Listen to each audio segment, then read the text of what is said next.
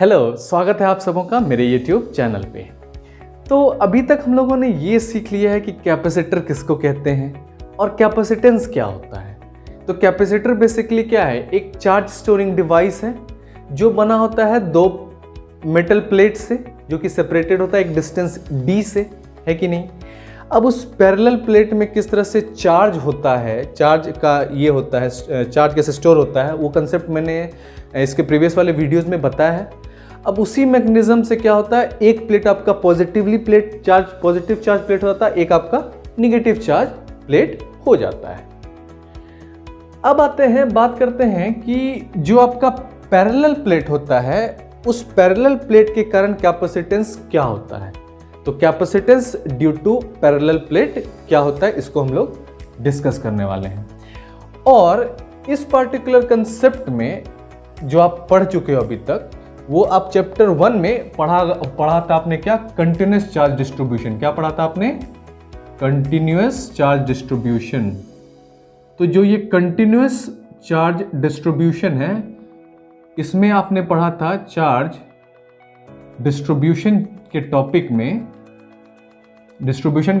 में आपने पढ़ा था चार्ज डेंसिटी, जिसमें पढ़ा था linear, surface and volume charge density, जिसमें हम लोग को डिस्कस करना होगा सरफेस चार्ज डेंसिटी के बारे में, सरफेस चार्ज डेंसिटी के बारे में।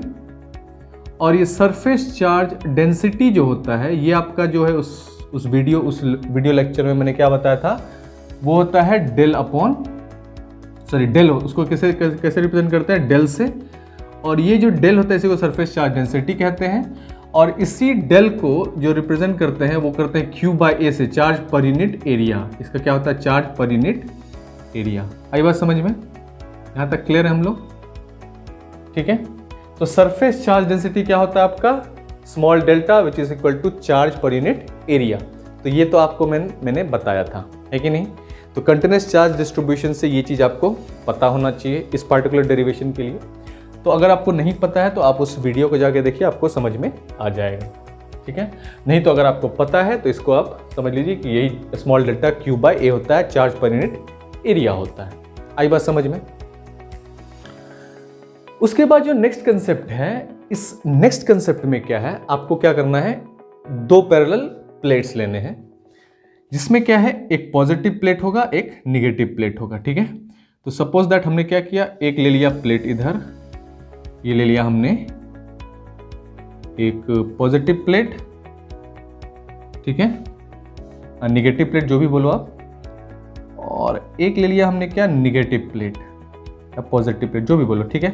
तो इसको मान लेते हैं, सपोज दैट हमने क्या मान लिया कि ये हो गया आपका क्या, पॉजिटिव प्लेट, ठीक है। और ये हो गया आपका निगेटिव प्लेट और निगेटिव प्लेट, है कि नहीं। तो ये प्लेट आपको समझ में आ गया। जो कैपेसिटर का ये क्या है, कैपेसिटर एक क्या है, चार्ज स्टोरेज डिवाइस होता है जिसमें दो प्लेट होते हैं, एक आपका पॉजिटिव प्लेट होता है, एक निगेटिव प्लेट होता है। अब ये पॉजिटिव प्लेट और निगेटिव प्लेट सेपरेटेड होता है किससे? तो आपका डिस्टेंस d से। किससे सेपरेटेड होता है? डिस्टेंस d से ये सेपरेट होता है। तो ये पॉजिटिव प्लेट और निगेटिव प्लेट सेपरेट होता है किससे? डिस्टेंस d से। आई बात समझ में? ठीक है। अब इस प्लेट पे आपका जो है चार्ज डेंसिटी है डेल प्लस, ठीक है। सरफेस चार्ज डेंसिटी क्या है? पॉजिटिव प्लेट पे डेल प्लस, और निगेटिव चार्ज पे है ये डेल माइनस, है कि नहीं, ठीक है। अब आपको इतना पता है कि इलेक्ट्रिक फील्ड जो होता है वो पॉजिटिव चार्ज से क्या होता है, इलेक्ट्रिक फील्ड हमेशा क्या होता है आपका, पॉजिटिव चार्ज से वो क्या करेगा, निकलेगा, और किस में जाता है, वो निगेटिव चार्ज में इंटर करता है कि नहीं। पॉजिटिव से निकलता है, निगेटिव में इंटर करता है। तो हमेशा पॉजिटिव चार्ज से क्या होता है, इलेक्ट्रिक फील्ड बाहर की ओर निकलता है, ठीक है। और निगेटिव चार्ज में ये क्या होता है, इंटर करता है। ये कंसेप्ट तो शुरू से चार्ज से हम लोग डिस्कस करते आ रहे हैं, ठीक है ना। तो इसलिए यहाँ पे बेसिकली दो पॉइंट है, एक है पॉइंट आपका ये 1, एक्सटर्नल पॉइंट 1, ठीक है। फिर दूसरा पॉइंट है आपका ये एक्सटर्नल, ये दूसरा पॉइंट है 2, और एक पॉइंट है आपका ये 3, तीसरा पॉइंट ये है आपका 3। आई बात समझ में? अब क्या है कि जो आपका ये पॉजिटिव प्लेट है, इसमें क्या पॉजिटिव चार्ज, और पॉजिटिव चार्ज के कारण जो इलेक्ट्रिक फील्ड लाइंस होगा वो किधर की ओर होगा, तो ये रीजन 1 में जो पॉजिटिव चार्ज के कारण होगा वो किधर की ओर होगा, बाहर की ओर होगा, एक्सटर्नल साइड होगा। तो ये क्या हो गया आपका E प्लस हो गया आपका। और जो निगेटिव चार्ज के कारण होगा वो किधर की ओर होगा, नेगेटिव चार्ज में इन करता है, तो इसलिए इस रीजन से ये किधर निगेटिव चार्ज का इधर की ओर होगा, तो ये आपका E माइनस हो गया। अब ये पॉजिटिव चार्ज इलेक्ट्रिक फील्ड एक उधर है एक इधर है, दोनों अपोजिट डायरेक्शन में एक दूसरे को क्या करेगा, ये कैंसिल कर देगा, और इलेक्ट्रिक फील्ड यहाँ पे क्या हो गया 0। तो इसलिए जो नेट इलेक्ट्रिक फील्ड होगा आपका रीजन 1 में, ठीक है, वो हो जाएगा कितना। उसको समझने से पहले आप ये समझिए कि हमने एक पॉइंट डिस्कस किया था क्या, तो हमने एक पॉइंट डिस्कस किया था एप्लीकेशन ऑफ गॉस लॉ में, क्या, तो parallel plane sheet, parallel plane sheet के कारण जो इलेक्ट्रिक फील्ड होता है वो क्या होता है, इन्फिनाइट पैरेलल प्लेन शीट के कारण डेल अपॉन 2 एप्सिलॉन नॉट होता है। ठीक है, इसको मैंने अच्छी तरह से डिराइव करके बताया हुआ किसमें, तो आपका एप्लीकेशन ऑफ गॉस लॉ में। ठीक है, तो एक पैरेलल प्लेट के कारण तो डेल अपॉन 2 एप्सिलॉन नॉट, दूसरे पैरेलल प्लेट के कारण डेल अपॉन एप्सिलॉन नॉट। अब पॉजिटिव प्लेट के कारण del upon 2 epsilon naught, negative कारण minus del upon 2 epsilon naught, दोनों एक दूसरे को क्या करेगा, कैंसिल, इसलिए 0 हो गया। रीजन 1 में इलेक्ट्रिक फील्ड आपका, आई बात समझ में। तो आपको इतना चीज दिमाग में रखना है कि electric field due to plate, electric field due to infinite plane sheet of charge, तो electric field due to plane sheet जो होता है वो क्या होता है आपका, डेल अपॉन 2 एप्सिलॉन नॉट। और ये डेरिवेशन मैंने कहाँ बताया था आपको, तो एप्लीकेशन ऑफ गॉस लॉ में, आई बात समझ में, कहाँ बताया था, एप्लीकेशन ऑफ गॉस लॉ में, आई बात समझ में। अब नेक्स्ट क्या है कि इस रीजन 1 का तो समझ में आ गया क्या है कंसेप्ट। अब रीजन 2 में चलते हैं, तो पॉजिटिव चार्ज के कारण जो इलेक्ट्रिक फील्ड होगा वो क्या होगा, बाहर की ओर, क्योंकि पॉजिटिव चार्ज से इलेक्ट्रिक फील्ड बाहर की ओर जाता है तो E प्लस बाहर हो जाएगा। और निगेटिव चार्ज की तरफ मतलब इलेक्ट्रिक फील्ड जो होता है वो क्या होता है, पॉजिटिव से बाहर और निगेटिव चार्ज की तरफ जाएगा इधर, तो E माइनस इधर हो जाएगा। सेम से दोनों एक दूसरे को कैंसिल करेगा और इलेक्ट्रिक फील्ड इक्वल टू 0 हो जाएगा। इसलिए रीजन 2 में भी जो होगा आपका क्या होगा, इस तरह से, इसके कारण जो होगा ये होगा electric field 2 upon epsilon naught और negative charge minus del upon 2 epsilon naught, और दोनों एक दूसरे को कर दिया कैंसिल, इसलिए हो गया आपका 0। तो ये रीजन 1 और रीजन 2 का जो ये जो एक्सटर्नल पार्ट है इस प्लेट का, उसमें इलेक्ट्रिक फील्ड क्या हो गया आपका, 0 हो गया। आई बात समझ में, ठीक है, तो यहां तक क्लियर है हम लोग। अब चलते हैं इस इंटरनल पार्ट जो कि 3 है, इसमें इलेक्ट्रिक फील्ड जानने के लिए। तो यहां देखिए पॉजिटिव प्लेट से हमेशा पॉजिटिव चार्ज से हमेशा इलेक्ट्रिक फील्ड क्या होता है, बाहर की ओर जाता है, तो ये हो गया क्या आपका E प्लस, ये भी क्या हो गया आपका E प्लस, ठीक है, ये भी क्या हो गया आपका E प्लस, ये भी क्या हो गया आपका E प्लस, और ये भी क्या हो गया आपका E प्लस। आई बात समझ में। उसके वजह निगेटिव चार्ज के कारण है वो भी क्या है, उसके अंदर ही जाएगा, तो ये हो गया E माइनस के कारण, ये हो गया E माइनस के कारण, ये हो गया E माइनस के कारण, और ये हो गया आपका इस तरह से E माइनस के कारण। तो देखिए दोनों इलेक्ट्रिक फील्ड लाइंस का जो डायरेक्शन है वो क्या है, सेम डायरेक्शन में है। पॉजिटिव चार्ज का उधर है और निगेटिव चार्ज का उधर तो है ही, ठीक है। तो चूंकि क्या होता है यहाँ पे क्या है कंसेप्ट, तो पॉजिटिव चार्ज से बाहर निकलता है और इलेक्ट्रिक फील्ड लाइंस किस में जाता है, निगेटिव चार्ज में आता है, तो निगेटिव चार्ज का जो इलेक्ट्रिक फील्ड उधर ही जाएगा। तो इसलिए यहाँ पे जो रीजन 3 है, इस रीजन 3 में जो आपका इलेक्ट्रिक फील्ड होगा वो क्या होगा, इसकी जगह माइनस की जगह प्लस हो जाएगा, क्योंकि तो दोनों का डायरेक्शन सेम है।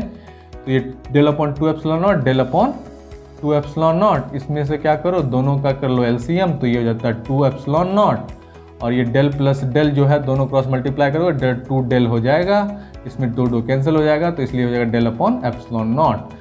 तो इसलिए दोनों पैरेलल प्लेट के कारण जो इस मिड पॉइंट रीजन 3 में आपका इलेक्ट्रिक फील्ड जो हो जाएगा वो कितना हो जाएगा, तो वो हो जाएगा डेल अपॉन एप्सिलॉन नॉट। यहां तक क्लियर है हम लोग, ठीक है। तो अभी तक आपने ये देख लिया किस तरह से इस पैरेलल प्लेट में इलेक्ट्रिक फील्ड लाइंस इस एक्सटर्नल फील्ड में 0 हो गया, इस सेकंड एक्सटर्नल फील्ड जो एक्सटर्नल पार्ट में ये 0 हो गया, लेकिन जो ये मिडिल पॉइंट है दोनों इलेक्ट्रिक फील्ड ऐड होकर डेल अपॉन एप्सिलॉन नॉट हो गया, ठीक है। अब नेक्स्ट क्या है कि इस दोनों पैरेलल प्लेट के बीच में क्या लग रहा है, एक फोर्स, कोई फोर्स, इलेक्ट्रोस्टैटिक फोर्स लग रहा है जिससे कि चार्ज मूव कर रहा है, ये डिस्टेंस डी मूव कर रहा है, ठीक है।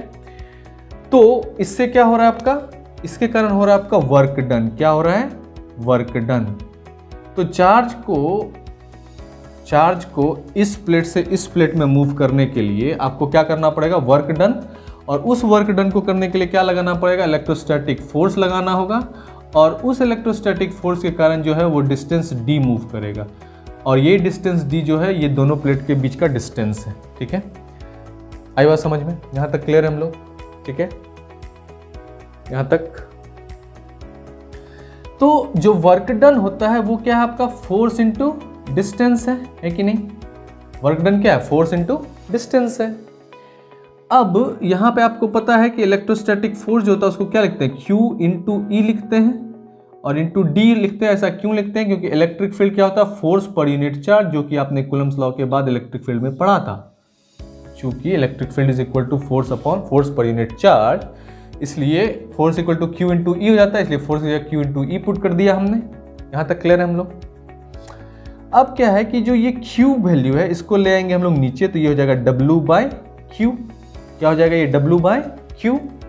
और इधर क्या बच गया आपका, E इंटू डी। यहां क्या बच गया, E इंटू डी। आई बात समझ में। अब इसी W बाई Q को, मतलब वर्क डन पर यूनिट चार्ज को कहते हैं हम लोग वोल्ट या पोटेंशियल, इसी को रिप्रेजेंट करते हैं V से। और यही होता है आपका पोटेंशियल, और पोटेंशियल होता है क्या, E इंटू डी। यहां तक क्लियर है हम लोग, ठीक है। V is equal to E into D कैसे हुआ ये समझ में आ गया आपको। अब आपने क्या किया है, इसमें इलेक्ट्रिक फील्ड जो है इस दोनों पैरेलल प्लेट के कारण एक्सटर्नल में तो जीरो है, लेकिन इस बीच के बीच में क्या है आपका, डेल अपॉन एप्सिलॉन नॉट है। इसलिए इस E की जगह V इक्वल टू क्या है आपका, V इक्वल टू जो आपका क्या है, E इंटू डी है। तो E इंटू डी में आपका E की जगह हम लोग पुट कर देंगे क्या, del upon epsilon naught, del upon epsilon naught, और इंटू क्या हो जाएगा ये D, ठीक है, और ये V, ठीक है। यहां तक क्लियर हम लोग। और जो ये डेल्टा होता है ये क्या होता है आपका, सरफेस चार्ज डेंसिटी होता है जिसका वैल्यू Q बाई ए होता है। तो इस डेल की जगह हम लोग क्या करेंगे, तो इस डेल की जगह हम लोग पुट कर देंगे Q बाय ए और बाय इसका एप्सिलॉन नॉट और इंटू डी। यहां तक क्लियर है हम लोग, कोई दिक्कत। फिर नेक्स्ट क्या है कि इस ए को हम लोग नीचे लेके चले जाएंगे, तो ये क्या हो जाएगा, V is equal to Q upon epsilon naught into A into D, ठीक है। ये ए कहाँ आ गया, इस एप्सिलॉन नॉट के साथ आ गया, और ये हो गया एप्सिलॉन नॉट ए, ये Q ऊपर में और ये D। यहां तक क्लियर हम लोग, ठीक है। अब क्या है कि इस Q को हम लोग क्या करते हैं, नीचे ले आते हैं, इसके डिनोमिनेटर क्रॉस मल्टी इधर ले आते हैं, V बाय Q कर देते हैं। क्या कर देते हैं, V बाय Q कर देते हैं। और ऊपर में क्या बच गया, D बच गया, और नीचे में क्या बच गया, एप्सिलॉन नॉट इंटू ए बच गया। यहां तक क्लियर है हम लोग, कोई दिक्कत यहां तक, ठीक है।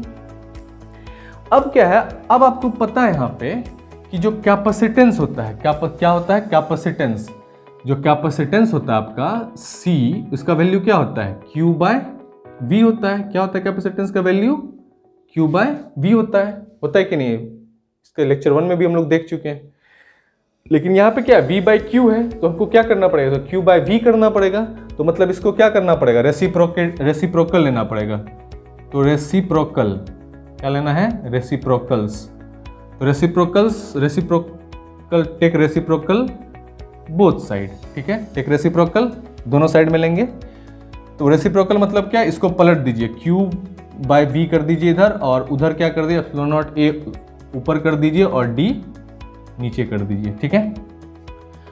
और एग्जैक्टली इसी Q बाई V को क्या कहते हैं हम लोग, क्या कहते हैं, इसी को कैपेसिटेंस कहते हैं। तो ये हो गया आपका क्या, epsilon naught A by D, आपका क्या, ये proof, capacitance due to parallel plate. Capacitor क्या होता है, epsilon naught A by D, जिसमें C क्या आपका कैपेसिटेंस है, उस तरह से आपका एप्सिलॉन नॉट क्या है, इलेक्ट्रिकल परमिटिविटी है, इसका वैल्यू क्या हो जाता है 8.85 into 10 to the power minus 12। फिर ए आपका एरिया है इस प्लेट का, जितना ज़्यादा एरिया जितना ज़्यादा होगा उतना ज़्यादा कैपेसिटेंस इंक्रीज करेगा। और d आपका डिस्टेंस है इस दोनों प्लेट के बीच का। तो इस पैरेलल प्लेट कैपेसिटर का जो कैपेसिटेंस होता है वो किस पर डिपेंड कर रहा है, तो इस प्लेट के एरिया पे, इस प्लेट के किस पे, इस प्लेट के एरिया पे। जितना एरिया जितना ज़्यादा होगा, क्यों, क्योंकि जो कैपेसिटेंस है यहाँ वो डायरेक्टली प्रोपोर्शनल है किसके, तो कैपेसिटेंस जो है वो आपका डायरेक्टली प्रोपोर्शनल है एरिया के। इसका मतलब ये हो गया कि कैपेसिटेंस अगर इंक्रीज करता है तो एरिया भी इंक्रीज करेगा, ठीक है। वहीं अगर कैपेसिटेंस डिक्रीज करता है तो एरिया भी डिक्रीज करेगा। लेकिन कैपेसिटेंस जो है इन्वर्सली प्रोपोर्शनल है किसके, डिस्टेंस के। इसका कहने का मतलब ये है कि अगर कैपेसिटेंस इंक्रीज करेगा तो डिस्टेंस डिक्रीज करेगा, और कैपेसिटेंस जब आपका एरिया डिस्टेंस जब डिक्रीज करेगा तो कैपेसिटेंस इंक्रीज करेगा, और डिस्टेंस जब इंक्रीज करेगा तो कैपेसिटेंस डिक्रीज करेगा। इसमें एरिया जब इंक्रीज करेगा तो कैपेसिटेंस इंक्रीज करेगा, एरिया जब डिक्रीज करेगा तो कैपेसिटेंस डिक्रीज करेगा। आई बात समझ में। तो ये आपका क्या कि capacitance of a parallel plate capacitor जो है वो डिपेंड करता है किस पे, तो इस प्लेट के एरिया पे और इसके बीच का डिस्टेंस पे। अब इस पैरेलल प्लेट के कारण जो पॉजिटिव प्लेट और नेगेटिव प्लेट है, इसके कारण जो एक्सटर्नल पार्ट में इलेक्ट्रिक फील्ड है वो जीरो हो जाता है। तो इस पार्ट 1 और पार्ट 2 में इलेक्ट्रिक फील्ड जीरो कैसे हुआ, तो पॉजिटिव के कारण उधर इलेक्ट्रिक फील्ड, नेगेटिव के कारण इधर इलेक्ट्रिक फील्ड, दोनों का वैल्यू जो है एक दूसरे को कैंसिल कर दिया। इधर भी क्या है, ये पॉजिटिव प्लेट का आउटवर्ड और नेगेटिव प्लेट का नेगेटिव चार्ज की तरफ, तो इसलिए क्या है दोनों दूसरे को कैंसिल कर दिया। और जो बीच में क्या है, पॉजिटिव चार्ज का इधर, ठीक है, आउटवर्ड और नेगेटिव चार्ज में इनवर्ड, तो दोनों का डायरेक्शन चूंकि सेम है तो दोनों ऐड होके क्या हो गया, डेल अपॉन 2 एप्सिलॉन। अब एक प्लेन शीट के कारण जो होता है वो डेल अपॉन 2 एप्सिलॉन नॉट होता है, डेल अपॉन 2 एप्सिलॉन नॉट होता है, इसलिए दोनों को ऐड करके डेल अपॉन एप्सिलॉन नॉट हो गया। तो ये जो पैरेलल प्लेट है इसके कारण जो इलेक्ट्रिक फील्ड हो गया इस मिडिल पॉइंट में, वो क्या हो गया, डेल अपॉन एप्सिलॉन नॉट हो गया, है कि नहीं। अब क्या है कि इस प्लेट से इस प्लेट के बीच चार्ज को मूव करने में लगेगा कुछ फोर्स, तो होगा क्या, एक डिस्टेंस डी मूव होगा, तो इसका मतलब एक वर्क डन होगा। तो वर्क डन क्या होता है, फोर्स इनटू डिस्टेंस, जिसमें W इस वर्क डन को W लिखते हैं, फोर्स को ये इलेक्ट्रोस्टैटिक फोर्स है और D आपका डिस्टेंस है। अब इसी इलेक्ट्रोस्टैटिक फोर्स को क्या लिखते हैं हम, Q इंटू E, क्योंकि इलेक्ट्रिक फील्ड था फोर्स पर यूनिट चार्ज। अब इस Q को आप ले आओ इधर, क्रॉस मल्टीप्लाई कर दो, W बाई Q लिख दो और ये इंटू D हो गया। अब बस इसी W बाई Q को हम लोग कहते हैं V, इलेक्ट्रिक पोटेंशियल, और इसी इलेक्ट्रिक पोटेंशियल का value V is equal to होता है E इंटू D, जिसमें E आपका इलेक्ट्रिक फील्ड, D है क्या, डिस्टेंस, तो E ये इलेक्ट्रिक फील्ड है और D आपका डिस्टेंस है और V आपका पोटेंशियल है। अब इस V equal to E into D की जगह पे जो आपने वैल्यू निकाला है इस मिडिल पॉइंट पे डेल अपॉन एप्सिलॉन नॉट, उसको पुट कर दिया, ये इंटू D हो गया। और जो डेल होता है वो क्या होता है, आपका सरफेस चार्ज डेंसिटी होता है, जो कि आपने कंटिन्यूअस चार्ज डिस्ट्रीब्यूशन के टॉपिक में पढ़ लिया है। इसको स्मॉल डेल्टा से रिप्रेजेंट करते हैं, जो होता है charge per unit area, that is Q by A। तो इस डेल की जगह आपको क्या पुट करना होगा, Q बाई A, और ये into D as it is, ये epsilon naught as it is उतर गया। अब ये A नीचे इसके साथ मल्टीप्लाई हो गया एप्सिलॉन नॉट के साथ, ये एप्सिलॉन नॉट A हो गया, Q ऊपर ही रह गया और ये D एज इट इज उतर गया। अब क्या है, इस Q को हम लोग क्रॉस मल्टीप्लाई कर देंगे, तो ये B बाई Q हो जाएगा और इज इक्वल टू हो जाएगा D upon epsilon naught A, ठीक है। और ये B कैपेसिटेंस का वैल्यू क्या होता है, Q बाई B, तो इसलिए यहाँ पे B बाई Q को हमको पलटना होगा तो Q बाई B करना होगा, इसलिए taking reciprocals on both side, तो ये हो जाएगा क्या, Q बाई V, Q को ऊपर B को नीचे, उसी तरह से एप्सिलॉन नॉट A को ऊपर D को नीचे, दोनों साइड करना होगा हमको रेसिप्रोकल। उसके बाद इसको करने के बाद Q by B is equal to epsilon naught A by D, और ये Q बाई V को हम लोग कहते हैं ये C कैपेसिटेंस, तो इसलिए C is equal to epsilon naught A by D। इसमें C आपका कैपेसिटेंस, एप्सिलॉन नॉट आपका इलेक्ट्रिकल परमिटिविटी, A आपका एरिया, D आपका डिस्टेंस बिटवीन द प्लेट। आई बात समझ में। तो ये this is the overall idea about the electric field due to parallel plate capacitor, in which we have studied about that how electric field in the external part is zero and how the electric field in the mid of this part get added, and finally we have got electric field in this middle part is equal to del upon epsilon naught. Now in moving charge from this positive plate to negative plate, will do some work which will be, in which there will be a force will be required there, that is known as electrostatic force, and that force will move some distance. So this is force into distance, this force is known as electrostatic force, and we can write this force as Q into E, because E is equal to force per unit charge. That's why we will transfer this Q to this side, it will become W by Q and it will become E into D, and this W by Q is known as electric potential. So this will become V, it will become E into D, and electric field in the middle region is del upon epsilon naught. So putting the value of E as del upon epsilon naught into D, and this del is known as what? Surface charge density, whose value is Q by A. So putting this Q by A here, we will get, now after taking A to this side, it will become Q epsilon naught A into D. Finally, we will transfer this Q to this side, it will become B by Q, this will become D by epsilon naught A by D. And finally taking the reciprocals. Why? Because Q by V is equal to C, not B by Q. So we have to take reciprocal here. So just reciprocate this, take Q to numerator part, take V to denominator part. This take epsilon naught A to numerator part, take D to denominator part. So it will become Q by V is equal to epsilon naught A by D. This Q by V is C, and this epsilon naught A by D. So finally the capacitance due to parallel plate capacitor depends on area of the plate. If you will increase the area, capacitance will get increased, and if you will decrease the area, capacitance will get decreased. But it is inversely proportional to this distance D, means if you will increase the distance, the capacitance will get decreased, and if you will decrease the distance, capacitance will get increased. So this is the overall idea about the capacitance due to parallel plate capacitor. So अभी तक आप लोगों को ये चीज़ बहुत अच्छे तरीके से समझ में आ गया होगा कि जो पैरेलल प्लेट होता है, कैपेसिटर के पैरेलल प्लेट के कारण जो आपका ये कैपेसिटेंस होता है वो क्या होता है। आई बात समझ में? तो आई थिंक ये चीज़ आपको हेल्प मिला होगा समझने में, और एक एक चीज़ मैंने एक स्टेप बताया, एक डेरिवेशन है, सब सारा कंसेप्ट मैंने क्लियर कर दिया। तो आज के लिए बस इतना ही, फिर मिलते हैं आपसे नेक्स्ट क्लास में। तब तक के लिए all the very best for your exam. Bye bye.